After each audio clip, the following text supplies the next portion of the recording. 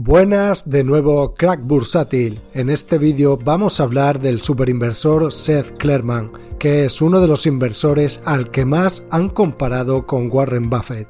De hecho, el apodo de Buffett es el Oráculo de Omaha, y Seth Klarman se ha ganado el sobrenombre de el Oráculo de Boston.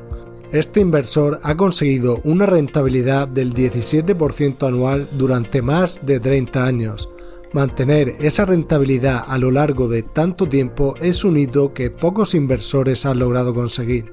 Actualmente está considerado uno de los gestores de fondos más importantes del mundo, ya que gestiona el fondo de Baupost Group, donde el total del capital gestionado es superior a los 30.000 millones de dólares en la actualidad, y es un fondo cerrado a nuevos inversores. El patrimonio actual de Klarman es de 1.500 millones de dólares, pero no todo ha sido un camino de rosas para este inversor, ya que durante los últimos años ha cometido algunos errores que han mermado la rentabilidad de su fondo de inversión, como puedes ver en esta imagen, donde observamos cómo el valor de su portfolio se ha reducido considerablemente debido a los errores que él mismo reconoció en una entrevista. Klarman declaró lo siguiente: nuestra tesis original sobre Colony Capital, una fusión a 3 bandas de empresas inmobiliarias y de inversión, estaba simplemente mal, aunque esas acciones que seguimos manteniendo al final del año cotizaban a más del 9% de rendimiento en dividendo y con un descuento considerable respecto al valor liquidativo. Compramos algunas acciones, incluidas Pacific Gas and Electric Univar, justo antes de que esas acciones se desplomaran gravemente. En el primer caso por acontecimientos trágicos que llevaron a dificultades financieras, y en el segundo por temores cíclicos en los que creemos que ignoramos los fundamentos empresariales. Seguimos siendo titulares de ambos. Por eso la rentabilidad de su cartera se está viendo afectada en los últimos años, además de haber invertido en compañías más cíclicas que están teniendo un rendimiento inferior en el año 2020, mientras que las bolsas en general no pararon de subir tras la pandemia. En la carta a sus inversores ha dicho que las políticas del Banco Central y los estímulos económicos han convencido a los inversores de que el riesgo simplemente se ha desvanecido, dejando al mercado incapaz de cumplir su función como mecanismo de descubrimiento de precios.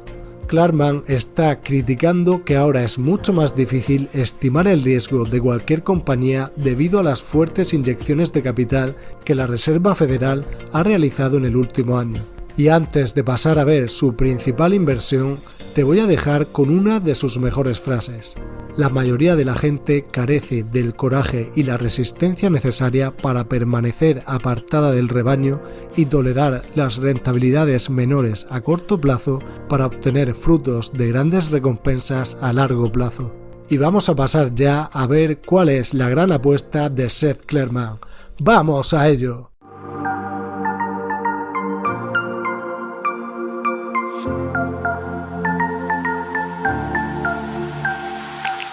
Y a continuación vamos a ver la gran apuesta de Seth Klarman, que, como ves en esta imagen, representa el 17% de su portfolio, por lo que la convicción de este afamado inversor en esta compañía es realmente alta. Espera, si quieres ver más vídeos que muestren las mayores apuestas de los grandes inversores, no olvides suscribirte y activar la campanita, Crack Bursátil. El inicio de esta compañía fue cuando Pierre Omidyar decidió crear una plataforma de subastas online en 1995, con la idea de que coleccionistas de todo Estados Unidos pudieran venderlas e intercambiarlas. Este proyecto se acabó convirtiendo en una página web llamada Auction Web. Tras arduas horas de trabajo, puso en marcha la plataforma Auction Web, definido por él como un sitio dedicado a reunir a compradores y vendedores en un mercado honesto y abierto. El primer artículo vendido fue un puntero láser inservible por un precio de $14,83. Asombrado, Omidyar contactó con el ganador de la subasta con el fin de averiguar si realmente éste entendía lo que había comprado. La respuesta fue más asombrosa aún. me gusta coleccionar punteros láser inservibles. Entonces se dio cuenta de que existía un abanico enorme de posibilidades en el mundo de las subastas online. Poco a poco, Omidyar comenzó a ampliar los productos a la venta. La idea de este modelo de negocio era crear lo que ahora conocemos como Marketplace, una plataforma online donde vendedores exponían sus productos a un público potencial que podría pujar por ellos. A cambio, la compañía recibía una pequeña comisión de esa transacción. De hecho, eBay está considerado como el primer marketplace de la historia. En tan solo un año, la empresa llegó a alcanzar los 400.000 usuarios y el volumen de transacciones en la plataforma llegó a los 7,2 millones de dólares. Más tarde establecieron la posibilidad de no solo pujar por los productos, sino venderlos a un precio fijado. La empresa llegó a las 2 millones de subastas y en 1997 decidieron cambiar su nombre a eBay, que es uno de los grandes e-commerce que conocemos todos hoy en día. Y un año después salieron a cotizar a bolsa y poco a poco su plataforma comenzó a extenderse por varios países. Pero no acaba aquí la historia de eBay. En 2002 adquirieron la plataforma de pagos creada por el famoso genio Elon Musk por 1.500 millones de dólares, que más tarde, tras las exigencias del gran inversor Carl Icahn, PayPal se convertiría en un spin-off de eBay en 2015 para cotizar de forma independiente. En 2005 adquirieron también la famosa compañía Skype por 2.600 millones de dólares, que vendieron también en 2009 por un valor de 2.750 millones de dólares, tras tener resultados peores a lo esperado. ¿Y qué resultados está obteniendo la compañía actualmente? A día de hoy, eBay posee más de 180 millones de usuarios y más de 25 millones de vendedores, y el valor total de las transacciones realizadas entre compradores y vendedores es de 100.000 millones de dólares. Sus líneas de negocio se dividen en su marketplace original, que lleva funcionando más de 20 años y es donde se produce la venta directa de productos de vendedores a compradores y las subastas a cambio de una comisión que obtiene la plataforma. Su otra línea de negocio es eBay Classifieds, que es una gran red a nivel mundial de páginas de anuncios clasificados y donde hay grandes páginas líderes de distintos países. Pero en 2020 eBay ha tomado la decisión de centrarse en el core business del negocio, su marketplace, y quiere intentar vender sus otras líneas de negocio. De hecho, eBay ha llegado a un acuerdo para vender su unidad de eBay Classifieds a la empresa noruega Adevinta por un total de 9.200 millones de dólares. La empresa ha declarado que todo el capital recibido por este acuerdo se destinará sobre todo para devolver el máximo valor a los accionistas, y lo van a hacer a través de dos vías. Por un lado, van a destinarlo a recomprar acciones y por otro a reinvertirlo en el propio negocio para aumentar el valor del mismo a través de crecimiento orgánico o nuevas adquisiciones, y también plantean designar gran parte del free cash flow en aumentar el dividendo de la compañía. Y vamos con sus ventajas competitivas, y te voy a comentar las 3 cosas que más me han gustado y las 3 que menos. Las principales ventajas de eBay son 2. Por un lado tenemos la imagen de marca, donde eBay es un gran conocido a nivel mundial y donde muchas personas confían en las garantías que ofrece la plataforma. Por otro lado tenemos el efecto red, donde muchas personas que buscan artículos más específicos suelen recomendar a otras personas que también buscan artículos difíciles de encontrar que busquen a través de eBay. Pero un momento, ¿son estas ventajas sostenibles a largo plazo? Si miramos sus ingresos, podemos ver que sus ventas se están estabilizando en los últimos años, mientras que el sector está creciendo fuertemente. Es cierto que eBay ha crecido más en 2020 gracias a la pandemia, pero ¿es sostenible este crecimiento? Voy a mostrarte la cuota de mercado del e-commerce en Estados Unidos durante los últimos años, donde vemos cómo eBay ha ido perdiendo escala a pesar de ser el segundo mayor actor de este sector. ¿Por qué se está produciendo esto? Pues principalmente por las fuertes ventajas de la competencia.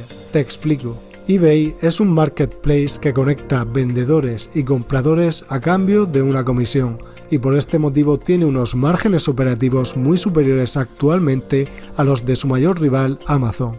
Pero la diferencia de estas empresas es que ese margen se debe a que eBay es solo una plataforma, que no tiene costes de almacenaje, ni envío de productos, ni personal logístico, mientras que Amazon sí.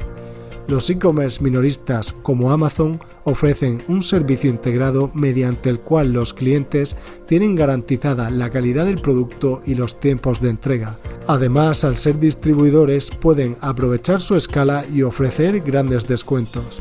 Lo que nos hace pensar, ¿por qué los usuarios comprarían en eBay? Debemos tener en cuenta que eBay tiene una gran base de clientes y ciertos artículos para coleccionistas muy difíciles de encontrar, pero si miramos a largo plazo podemos entender que hay bastantes incertidumbres alrededor del crecimiento de esta compañía. Es cierto que sus ingresos son bastante estables, pero el ritmo de crecimiento es escaso. Los analistas apuntan a que la empresa va a continuar aumentando ligeramente sus ingresos en los próximos años. Sabiendo todo esto, ¿por qué Seth Klarman tiene un 17% de su cartera en esta acción? Pues voy a decirte las 3 cosas que más me han gustado y las 3 que menos, y te cuento por qué Klarman confía tanto en esta empresa. Estas son las 3 cosas que más me han gustado. Por un lado, me gusta que el fundador de eBay, Pierre Omidyar, posee el 3,3% de las acciones. Y no solo eso, el famoso inversor Carl Icahn, que hemos mencionado anteriormente, posee en su fondo Icahn Associates un 6,7% de las acciones. Y como ya sabemos, el fondo de Klarman Baupost Group posee el 4,3%. Lo segundo que más me gusta es que la empresa posee una fuerte imagen de marca y productos que son más difíciles de encontrar en otras plataformas. Por ello, eBay cuenta con una red clientelar bastante fidelizada. Y lo tercero que más me gusta es el plan de recompra de acciones y reinversión en el negocio, devolviendo así el máximo valor al accionista. Y pasamos a las 3 cosas que menos me han gustado. Lo que menos me ha gustado es el riesgo de canibalización, donde Amazon está compitiendo tan agresivamente que eBay puede verse realmente afectado por este hecho, como hemos explicado en el punto anterior. Lo segundo que menos me ha gustado es que la cuota de mercado de eBay está decreciendo bastante en un mercado que está en pleno auge, lo que no son buenos síntomas para la compañía.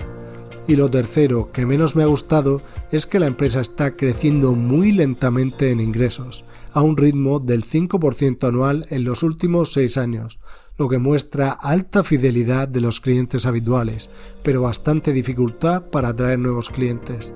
Y como te he dicho antes, voy a explicarte el motivo por el que Seth Klarman ha invertido el 17% de su portfolio en eBay. El principal motivo es que, a pesar de que la empresa no esté creciendo a gran velocidad, está consiguiendo algo muy importante, y es que está aumentando a un ritmo mucho mayor sus beneficios por acción.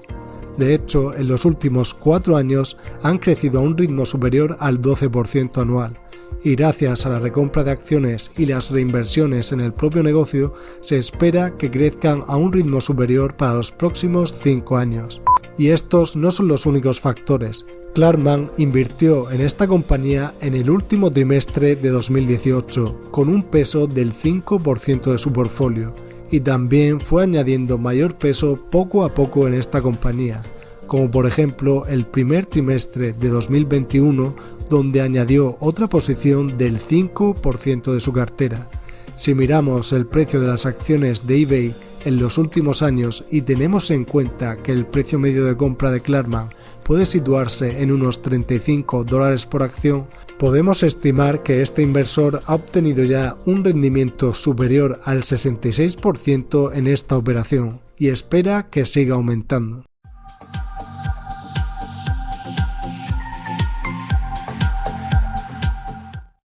Y para terminar, vamos con la valoración. El guidance del beneficio por acción para este último año es de $2,9 por acción. Si hacemos una proyección de crecimiento del 10% anual, llegaríamos a un beneficio por acción de $4,7 para el año 2026.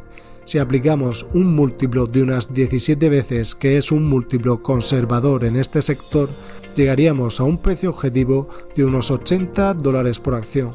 Si tenemos en cuenta que la empresa actualmente cotiza a un precio de $56 por acción, obtendríamos una rentabilidad cercana al 8% anual y un rendimiento acumulado del 42%, por lo que a precios actuales el rendimiento de esta empresa será ligeramente superior a la media del mercado. Si quieres conocer las mayores apuestas de otros grandes inversores, pincha en este enlace. Y hasta aquí la gran apuesta de Seth Klarman. Suscríbete y te veo en el próximo vídeo, crack bursátil.